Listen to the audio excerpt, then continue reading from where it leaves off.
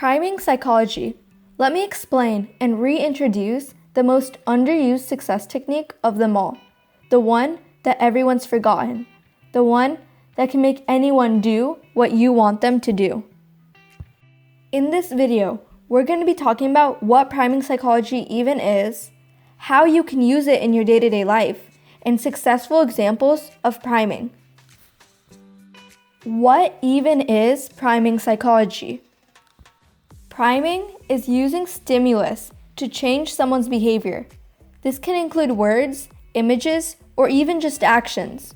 In other words, priming is when we expose someone to something that influences their behavior later on, without them being aware that they're being guided. How do you use priming?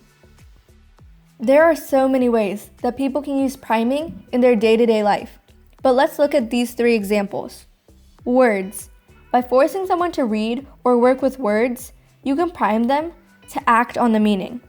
For example, if you're writing a blog post or an email, and you use words like leisure or cautious or thorough, the person who's reading that text will probably start reading it with more thoroughness and more caution. This is a really cool use of priming that really sets them up to do what you want them to do and sets up their attitude towards your email or blog post. Next is images. Having someone to draw or just look at an image can prime them for what the image represents. For example, if I show you an image of something, I might just be hinting that you should do what the image is doing or what it's showing. Lastly, actions or videos.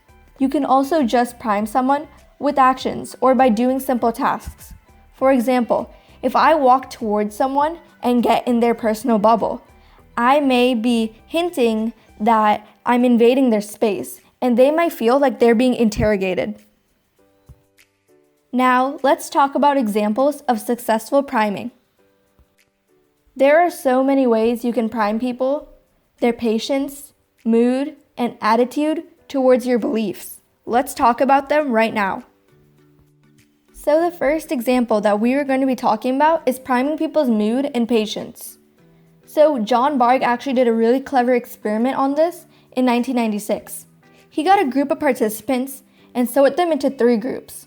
All the groups were given words. The first group were given negative words, like distrust, frustration, and anger. The second group were given positive words, like patience and respect. And the third group were given neutral words. All 3 groups were asked to sort the words out and do certain tasks with the words. After about 10 minutes, after they completed their tasks, they were asked to go to a researcher down the hallway to report to them that they had finished before they could leave. Little did they know that this was a real part of the experiment. When they went up to the researcher was in a very fake, long conversation with another person. And look at these results. Out of the polite group, only 20% of the people had interrupted the researcher in the first 10 minutes. This is astonishing, next to 60% of people in the rude group who had interrupted the researcher. This very simple experiment shows you so much. It tells you that people can be primed through words in very simple ways. And the next type of example that we're going to be talking about is priming people with text. You should try to use calming and positive words to direct the mood of the reader. And this can include presentations, emails, texts, invites, and more. You have the power to prime the audience's attitude towards your opinions.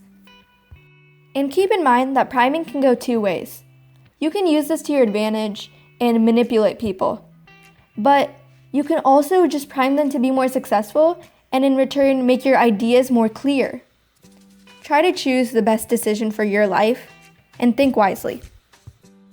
Set people up for success. Help them complete their goals as well as yours. Use positive words like efficient, together, helpful, goals, well organized, and teamwork if they want to do something and you want to help them do it. Try to avoid pressuring negative words like stress, tighten, rush, tasks, and pressure. By doing this, you're not only setting other people for success, but you're also helping you and your morale. And guess what? You can even use priming to get someone to confess. Keep watch for the following video later, and we will post it if enough of you really want to watch it. Comment down below if you really want to see that video, and it'll be linked above right here when it comes out. For more related content like this, learn more about the persuasion and success techniques and how to actually change someone's mind, linked right here.